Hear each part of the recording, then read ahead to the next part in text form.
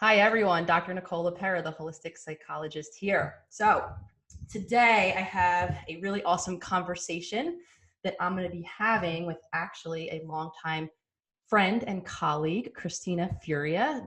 Those of you who might have been following my story, I shout her out often. She's over at Your New Frequency on Instagram. Little backstory. Kristina and I actually trained together and worked together at a psychoanalytic institute. So for those of you listening and don't know, what that essentially means is think Freud, think a couch, think talk therapy. And since then, her and I have both gone on an evolution in terms of our practice. And Kristina is now doing some transformation work based in energy psychology. It's really incredible, really impactful. And the conversation that we're going to have today, I think, is going to be of great benefit for everyone listening. So I welcome you, Kristina, to chatting with me today. Thank you so much for having me. Of course, of course. So what we're going to talk about today is a big word, but I think you and I agree that it is probably the most important tool for change, and it is a practice of what we call metacognition. So first, to clear up any confusion, we're going to talk about what metacognition is, and then a little bit about why it's important. And then, of course, we're going to give everyone listening some tools to get you started. So first, just talk to me a little bit about what metacognition means to you, maybe how and where you met it on your own journey. And I love the way you explain these sort of more elusive concepts. So what is metacognition, Kristina? Do tell us. Yeah, absolutely. So metacognition is the practice of noticing your thoughts on an ongoing basis. So in other words, as you're going through your day, oftentimes we're engaging in habitual ways of functioning and also habitual ways of thinking. And because of that, we end up sort of being more or less on autopilot. In fact, I think it's estimated that most adults are spending up to like 95% of our time on autopilot. So metacognition kind of allows us to come out of autopilot by really just observing what's going on within ourselves. Once we do that, we then gain the immense power of being able to actually repattern and reprogram some of the stuff that we're observing that's not serving our highest interests. In terms of my specific journey with metacognition, I learned about this kind of in the midst of actually, these aren't things we learn about traditionally as therapists, which is really super interesting, but true. So I've only known about it since I've been doing kind of this new body of work. And honestly, I think that in terms of my own transformation, metacognition was pretty much, it was pretty quintessential actually, because that's how you really can start to just restructure things and really notice the things that hold you back. And for me, I found that there were lots of negative patterns of thought that I really had no idea even existed within me, that once I sort of came to the understanding, of course, I could get in there and switch some things up. So metacognition, super powerful practice.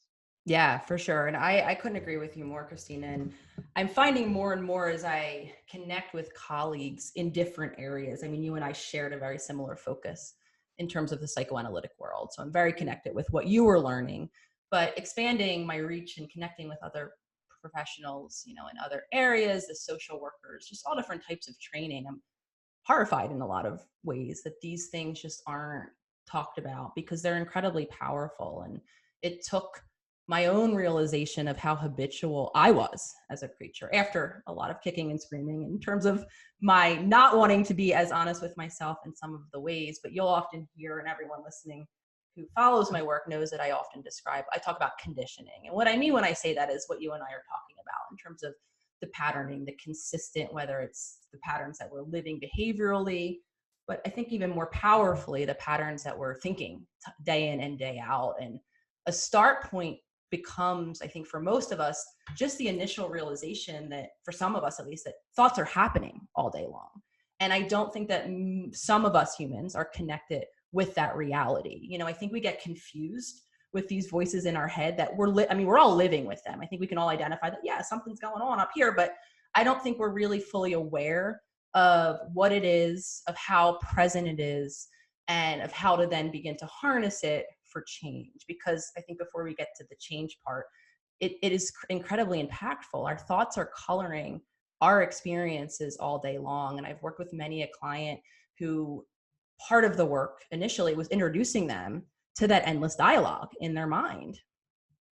And I think that's where change begins. So the practice of metacognition is essentially the beginning practice of observing that endless dialogue in one's mind that I do believe has far-reaching consequences for most of us. Yeah, absolutely. I mean, on the low end, it's suggested that we're thinking like minimally 10,000 thoughts a day, and on the high Wow. end, it's Yeah. something like 60,000. I mean, that is a lot of thinking that we're doing every single day. So to not be cognizant of what that thinking actually entails at this point in my life, it's like, oh my goodness, this doesn't make any sense. We've got to be paying attention. There's a world of knowledge about ourselves and our programming, our conditioning that lives in those many thoughts that are existing. So it really is crucial to any growth journey.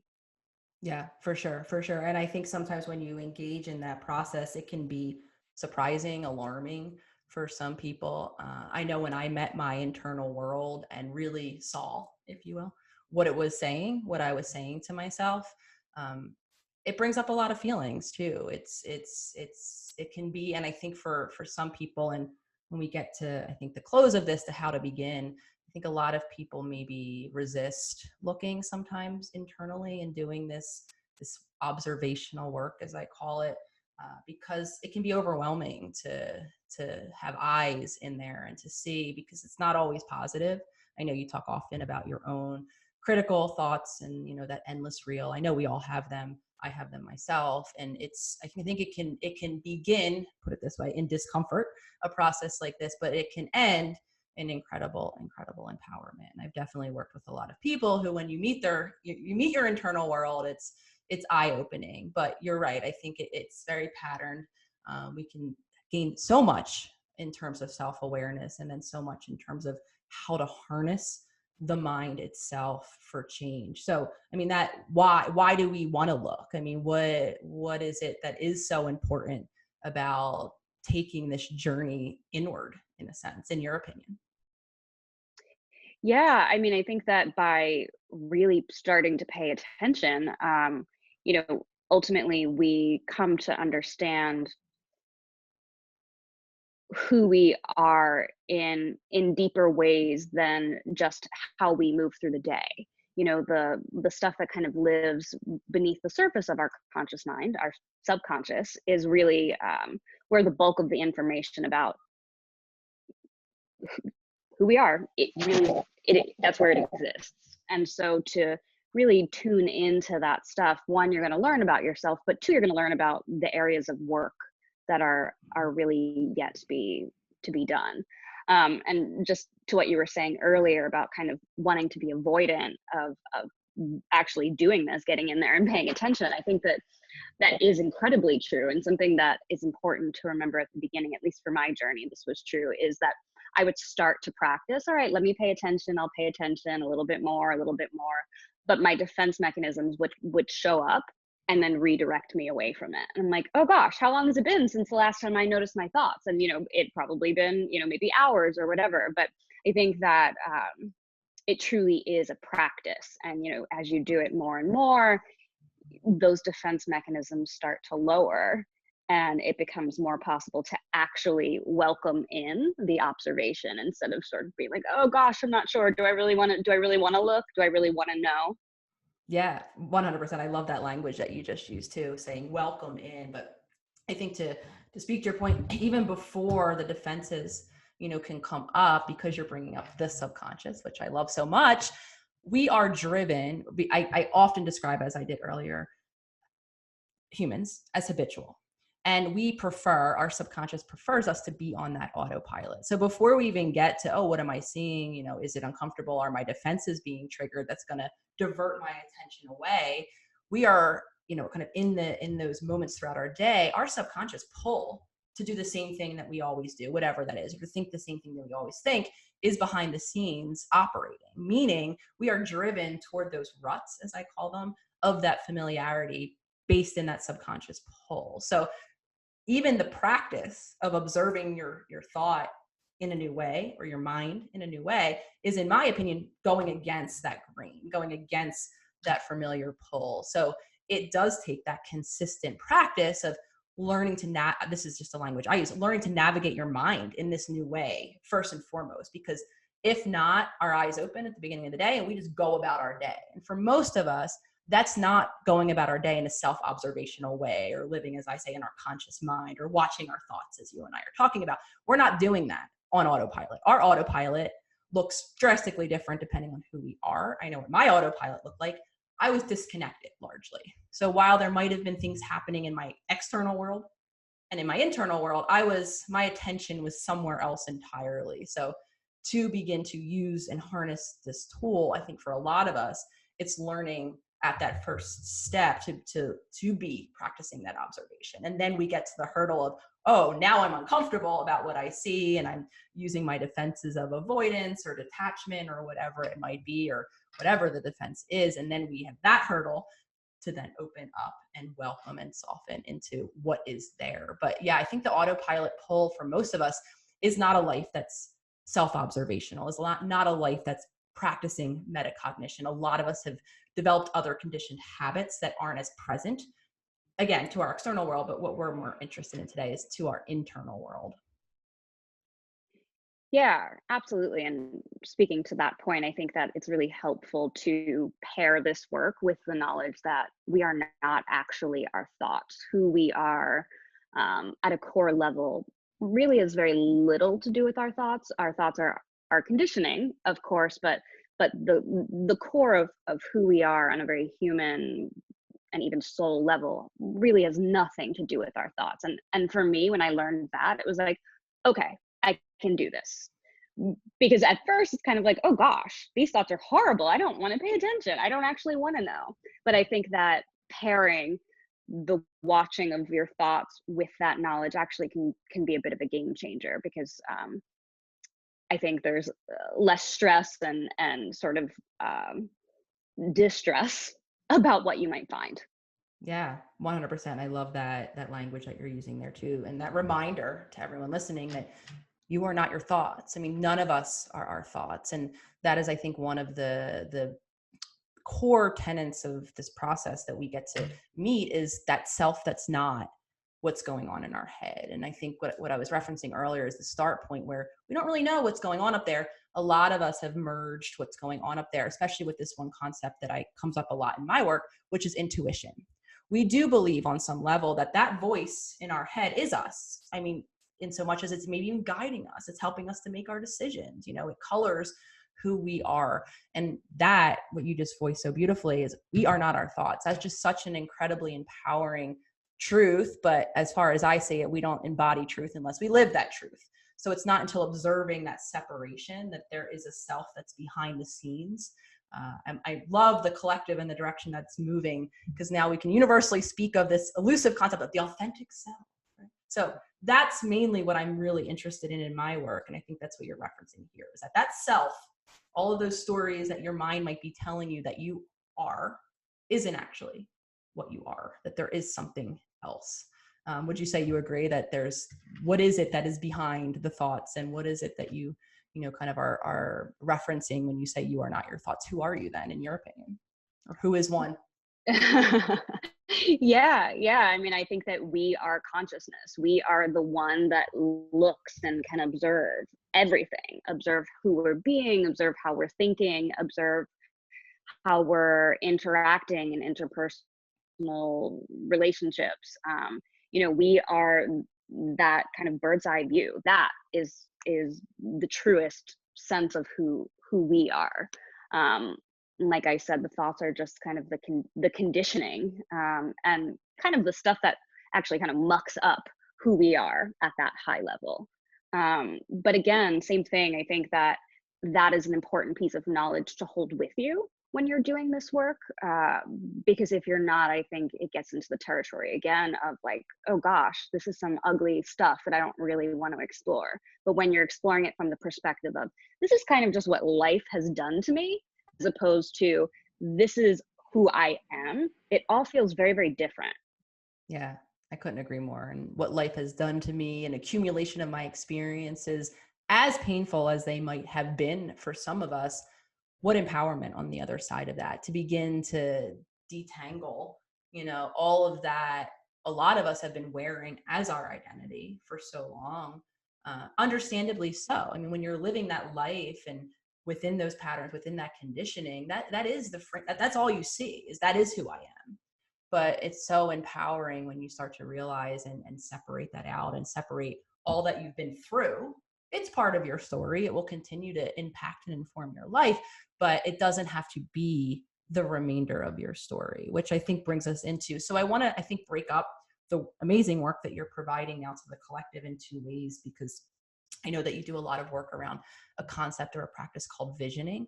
But before we get there, just sticking on the topic of metacognition or observing ourselves and our thoughts, kind of in the simplest way, how would listeners out there, who are interested in this and who are maybe feeling a little bit empowered that they can break out of some of these conditioned patterns, how would you suggest we just begin to touch our toe into the practice of metacognition itself? And then I want to talk a bit more about your particular type of visioning that you talk often about.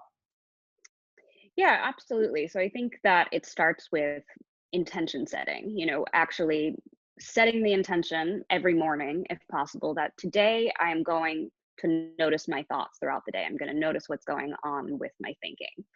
And then, of course, like I was saying earlier, you're not going to remember all day. It's especially at the beginning, it's just a given. You'll become distracted, you'll forget, you'll go back into autopilot. That is fine. However, I think it's very helpful to have some checkpoints to kind of get you to check back in, to recalibrate and start looking at things again. So something that I did when I was first starting was sort of silly, but every time I filled up my bottle of water on like the slow thing that drips out of the refrigerator, it takes so long, I'd be like, oh, this is a great checkpoint. So I would check in and be like, how have I been holding my mind? Have I been noticing how I'm holding my mind, what I'm thinking about? A mentor of mine taught me also doorknobs, any handle. Every time you touch a handle, how are you handling your thoughts? How are you handling the situation? And I thought that was sort of clever and cute, but also really helpful because, we touch doorknobs quite often throughout the day. So again, and it can be whatever you want. It's really just about, I think, what works for you, what's kind of practical for your set of circumstances. But especially at the beginning, it's very, very important to have some external reminders that this is what you want to be doing. Because like I said, it's not going to be a thing. Like, you're like, oh, well, suddenly I just pay attention to my thoughts all the time. Yeah, 100%. That's to the point that we were agreeing with earlier. Our habitual is not conscious in those ways. For some of us, our habitual is not noticing where our thoughts are, what our relationship is in our mind throughout the day. So I agree with you. We have to be intentional about creating that habit shift, one in which we do check in with ourselves. So I am the biggest fan of setting daily intentions, bringing to conscious awareness, oh, okay, this is what I want to work toward doing differently today. But I agree with you wholeheartedly, even though if I've done that. So for me, mine looks like my journaling in the morning. I set my intentions of how I want to show up differently throughout that day. But a lot of minutes happen between when I shut my journal that morning and then I go about my day. A lot of moments that can easily lead us to shift right back into, by the time I'm at lunch, I'm fully in autopilot again, and I'm not noticing my thoughts. So while I'm going to in agreement in two ways, the consistency of the daily practice is important. We need those reminders, as far as I say it, until that becomes a habit throughout the day. And I love the reminders of just pairing it with something that you do naturally throughout your day. Open doors. I often say, I ask my clients that I would work with, what is something you do every day regardless? I mean, you eat, so maybe those can be, we now have a world of technology. Set reminders on your phone, when your phone goes off, oh, right, where's my attention? What am I thinking? Where am I? But I agree with you. It needs more prompting to set the intention and then to follow the intention throughout the day. And sometimes it's just setting those moments throughout your day to have those checkpoints. So I love those suggestions. So anyone listening, find the thing that you're doing anyway throughout your day. And at first, because I'm a big fan of small promises, make it just that one intention. If you're someone who makes coffee every morning, while the coffee pot is brewing, that's the time where you're going to check in with yourself. Our goal, of course, is to expand that throughout the day. I mean, I think that you would agree with me. Our goal is to be as aware of our thoughts, ourself, to be that hovering, observer, in my opinion, throughout the day. And I think that you would agree. But it starts with just making that intention, keeping that intentional promise, and then expanding that practice. And I think absolutely. And I think you make an important point in that, it really, the goal is to be really paying attention throughout the day, as close to at all times as possible, but that also shouldn't be the expectation right away. I think that if we set ourselves up with sort of too high of a standard or goal at the beginning, it's a recipe for failure, because it's kind of like, well, gosh, I suck at this. I only check in a few times a day. So really starting to your point about kind of small promises, starting with, setting the intentions, starting with creating some checkpoints, and really being kind and easy with yourself, compassionate with yourself as you get into the rhythm. I mean, certainly a solid 90 days of really feeling like you're just kind of learning to crawl, not even to walk, but just to crawl. And then, kind of on the other side of that, those first few months, I think then you can start to kind of up the ante and notice a little bit more throughout the day. And my favorite part of this process for me is when I got to the point where I started noticing my thoughts all the time without needing the checkpoints. It just became implicit to how I exist in the world, which is really wonderful, because now it's actually a built-in habit. My autopilot, if you will, actually within it consists of this practice, this heightened consciousness. So I think that's the long-term goal. Yeah. And I appreciate you highlighting that, the long-term habit change. I mean, I think that's what I'm hearing you say. So anyone listening, it does happen. It happened for me as well. I mean, I broke habits of dissociating. I came down into my body so that I could observe my thoughts. And now I do live life more or less as a constant observer of myself and the world around me. And in that state, I have incredible opportunity to create change, because that's, in my opinion, where choice lives. So starting at the end, I assure everyone listening, it does happen, but I'm really happy that you pointed out how long it takes, and the patient aspect, and the concept of expectations, because a lot of us put such a high expectation on ourselves, and especially with a practice like this where it's challenging and it's uncomfortable, that we almost set ourselves up to fail if we enter into this journey thinking, oh, well, by next week, I'll totally know what's going on. And then maybe by the week after, I'll tweak the things that are going on that could benefit me a little more. And then by week 3, I'm golden. And I'm often the bearer of this bad news. And I'm really happy that you're now on my team to bear this bad news, that it just doesn't happen like that.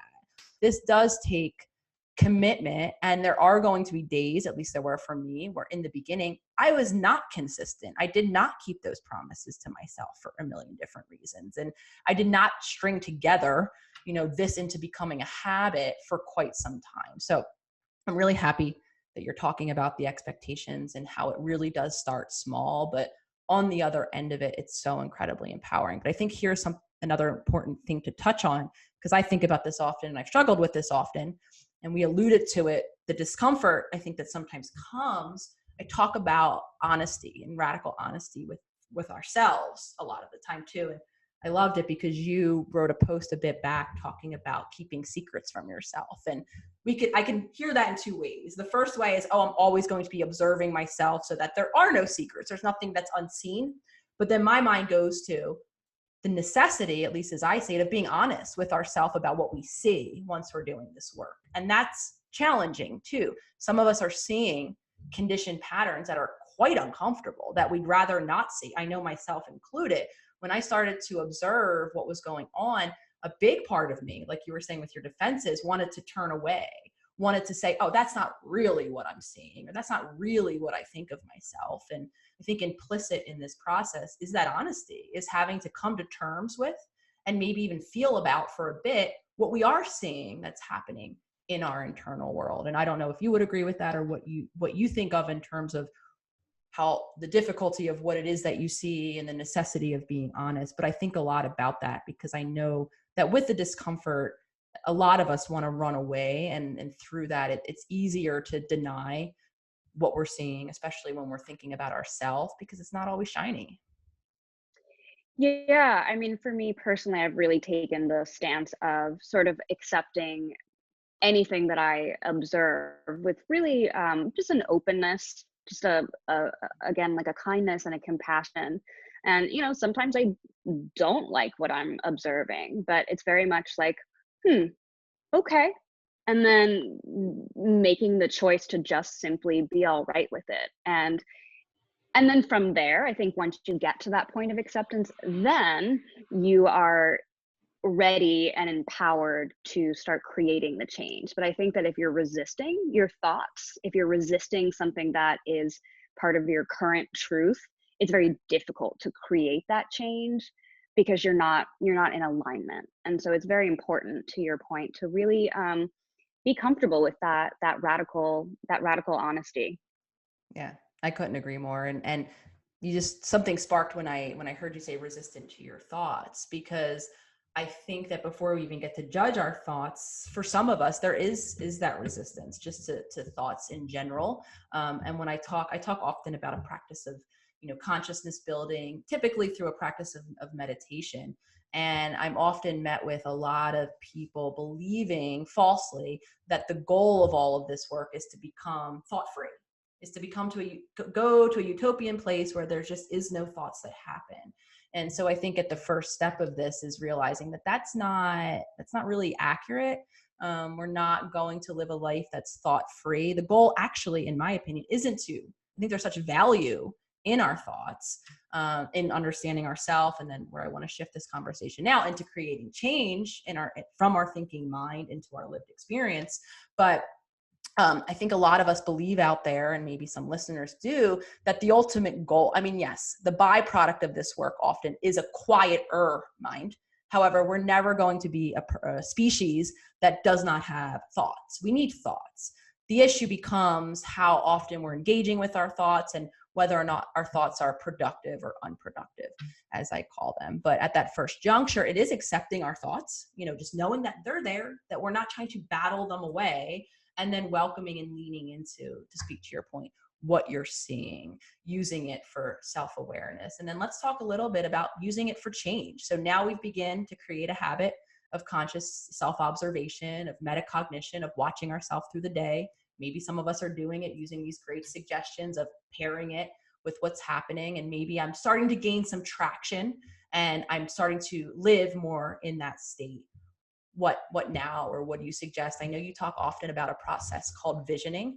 Can you say a little bit about, where we could build to actually now begin to change maybe our minds, our views of ourself, others, the world? I mean, what happens next? Yeah, so one of the core tenets of my work is visioning, which pretty much is the process of creating a future vision for what you would like your life to be. I normally start with 3 years out, but you could also do it 1 year out, 5 years out. You can really do it however you'd like, and it covers every life domain. But you could also kind of just hone in on one or two areas. And the reason why it pairs so well with metacognition is because uh, visioning work and actually living into the vision requires you to shift into a higher frequency. You need to be kind of vibrating on a higher level. And that aligns us with our vision. So we might say we want to stay in the frequency of our vision. So the thing about that is you can't just magically, think differently and be on the frequency if you're not able to really observe how you're holding your mind. And so when we become active observers and stay an active observer for a period of time, then we become empowered to create that change, which allows us to become a match for our visions, which allows us to live into that vision. I love that, because I think you agree with me, and I think we've talked about it, and I've seen you post about it, or at least I know my experience of this whole world. So, visioning, I know a very collective term that a lot of us have come into contact with now, manifesting, this whole world of I think and it is. at least when I first met it, decades ago now, when The Secret, first came out, I thought it was a bunch of bullshit. I thought, that's so silly. What I think of something and it shows up. Not only did I not understand the science behind it, that is real, that is based in the quantum world, but I just didn't, probably part of it was I didn't feel like it would work. And probably a big part of it wouldn't have, because, to speak to your point, I wasn't able to shift my mind. I wasn't able to step into a frequency, because I wasn't able to embody that practice first and foremost of metacognition. So, and I think listeners out there might be resonating with this, because it's now that we understand the science behind it, I think it's gaining some traction. Oh, the mind is so powerful. I can create change in my world by my mind. That's really attractive. But I think a lot of us might be not able to as successfully harness that power and that work, because we're not taking that first step of, kind of seeing our mind, being able to use our mind or our attention more intentionally to be able to create that vibrational shift. Because what we're doing, even if we're playing around with it, maybe, at different points in our day or our week or what have you, we're then spending the rest of our time, not practicing that observation, not, seeing our mind is there and us is here. And I think that's really, really limiting. So I'm really happy that, or I think what we're illustrating is the two-step process of it. First we have to rearrange the relationship with our mind, and then we can create, in my opinion, at least, incredible change by using a practice such as visioning. Yeah, absolutely. And to your point about, I'll just think about what I want and, it will come to me. I think that's really important, because these concepts, I think, can alienate a lot of people from the beginning, because it's kind of like, well, that's silly and that's not real. Magic's not real. So obviously this isn't real. But the reality is, there's some complexity to manifestation. It's very much doable, and it is something that you, me, anybody watching can absolutely do. But it's important to really understand that it very much is a process of changing your mind, changing your thinking. It's not just thinking about what you want, wanting something really bad. It's much more holistic than that, and I think that's crucial. 100%. So you have a visioning guide. So for those listeners, I think our agreed upon suggestion is, right, begin to practice metacognition, incredibly foundational step toward change. And then tell us a little bit about this really helpful practical, I've taken a look at it myself, guide that you've put together for those listeners who are maybe ready to start to shift into creating that change, into creating that vibrational shift. Tell me a little bit about this visioning guide that you're offering.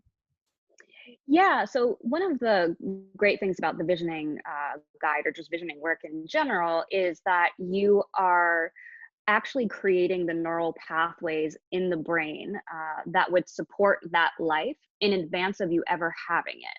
So you're writing in present tense. You are writing in ways that would invoke the feeling state of what it is that you desire. And the combination of doing both of those things with consistency and repetition, like I said, it actually does, in advance of ever having that life, structurally change what's happening in our brains. And so it's extremely powerful. And the other sort of fun piece of this is that neuroscience and various research and studies that have been done is showing that doing that actually dramatically increases the likelihood of you living into that life, you actually having that life in reality, because you're set up for it, you're a match for it, you are aligned with it. Yeah, that's beautiful. I mean, one of the most impactful realities that I was introduced to a bit ago now was that our brain, we do not know the difference between the real and the imagined. And because of the neuroplasticity, so the ability of our brain to change, we can actually start to manipulate those things in absence of them mapping on to the now, by just the pure aspect of thought, by using those tweaks in language, speaking as if it already is occurring. The incredible, like you're saying, the neural pathways that we can lay down in absence of it mapping onto reality right now, can actually translate into it mapping on to reality right now. And when I learned that, I mean, like you, I'm interested in the science backing in some of these concepts. I like to know the why and the how these things work. So when I met that whole line of research, and there's incredible amounts of it now where people are doing just mental rehearsal, a lot of times in sports, whatever it is, that reality that if I think enough, I can set up the systems in my brain that it is as if it is the case. And my mind does not know that I'm just imagining it to be, or if it really is. And for me, that was a game changer. I always knew the mind was incredibly powerful. Honestly, it's a big reason why I'm in the field that I'm in. Just ever fascinated with the capacities, but I don't think it was until I understood that, and that I understood how powerful our mind really, really is. And for me, that changed everything. And then it made it worth putting in those consistent efforts in these type of practices, whether it's through writing, journaling as if it's true, or a meditation, kind of stance of just envisioning as if it's true, whatever it is, putting that practice in really will over time translates to creating that in your external world in a more palpable way so that you can see. And I suggest along the way to notice, because you'll start to see the evidence trickling in, over time. You'll start to see, whatever you were envisioning begin little by little to map on to what's actually happening. And in my opinion, that's incredibly motivating. Each and every time I started to create that change just from thought alone into my world, that kept me going with this practice, because then the future opened up. I mean, now it's like, wow, this is true. Whether I'm creating change, in terms of how my physical body or my show up in my relationships, what I want for my future life in general. When I started to see that evidence coming in, I mean, my mind was blown, and I was like, okay, this is very, very real. So those of you listening, when you begin to practice this visioning, begin to watch your environment for these evidences of change, because when you see that, I mean, that is incredible for me. Then I feel very powerful, and I feel like, wow, this mind of mine is incredible. It's really, really incredible. Yeah, absolutely. And I think, to sort of come full circle here, truly it all does in a big way relate back to increasing your level of consciousness. Because if you don't come out of autopilot, it's going to be very, very difficult to create lasting change. Yeah, 100%. So this was incredible.